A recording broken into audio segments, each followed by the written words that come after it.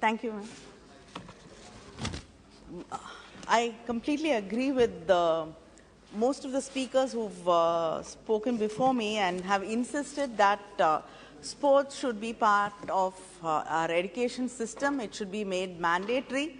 And we've seen that many of the schools today, and especially private institutions, do not have any space for children to play. We see advertisements that the classrooms have air condition, but there's no place for the children to come out and play. If children do not learn team spirit, if children are not allowed to play, how will they have a healthy life? How will they understand that being together, maybe being together is not a good word in these days, but I think team spirit and people coming together, beyond differences is the most important thing, and we have to teach children that. And one more thing which is we should understand, we keep talking about our strength that India lives in its rural cities and in its villages. But do we encourage sports?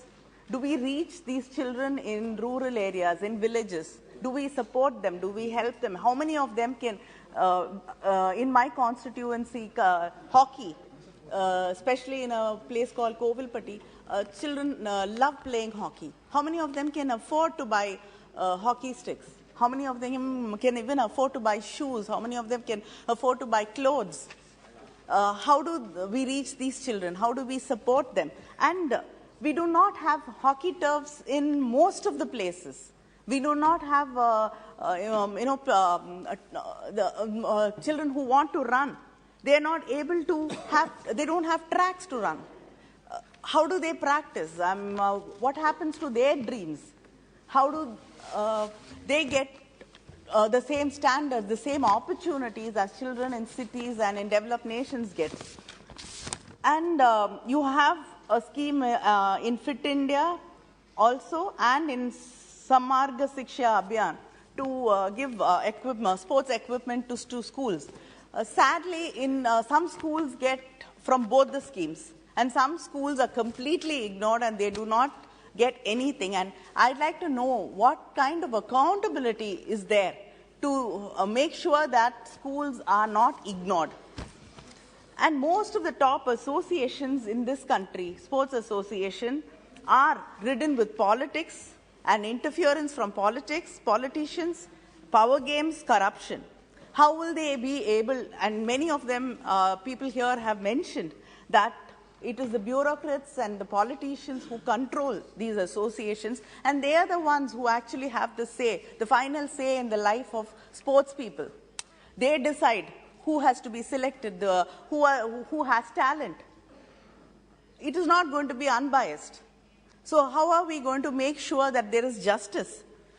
And the speaker before me, Bharat, when he spoke, he was talking about Dronacharya.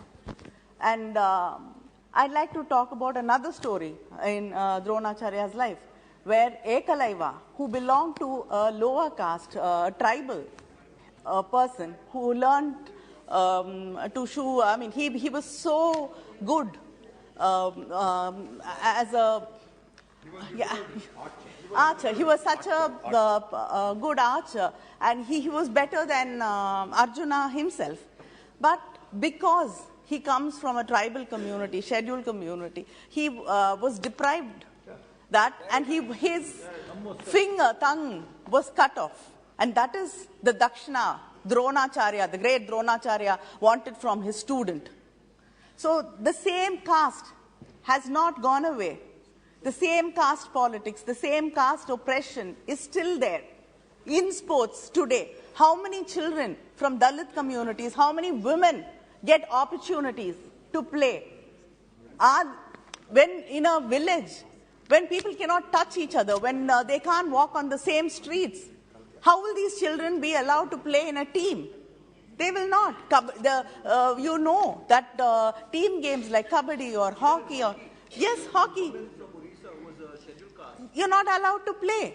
So what are we going to do to reach out to these, to make sure that, I mean, we're not saying you will have to bring in reservation in this also, but at least you must do something to protect these people, to make sure, ensure there's justice to women. And you know what kind of a struggle it is for women to get into sports.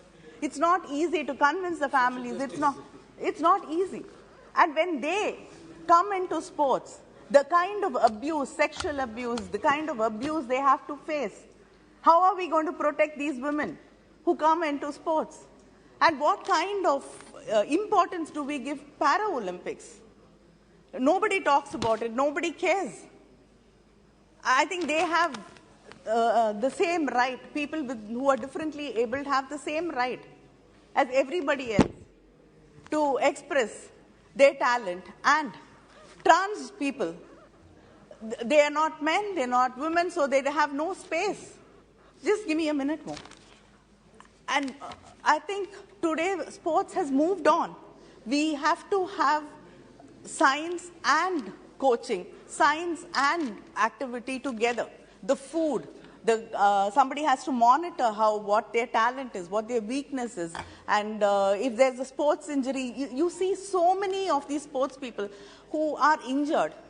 And because they do not have access to facilities to make sure, to correct these injuries, their life comes to an end. So how are we going to support these people?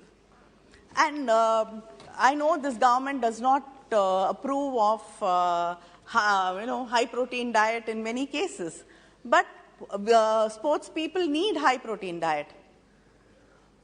We have to ensure that. So we have to understand that diet, science, everything has to be taken into consideration if we want to really see more sports people, more people coming into sports, and more young people to be encouraged in sports. And I'd also like to ask, why is it that our swimmers, natural swimmers from coastal areas, how many swimmers are encouraged from coastal areas?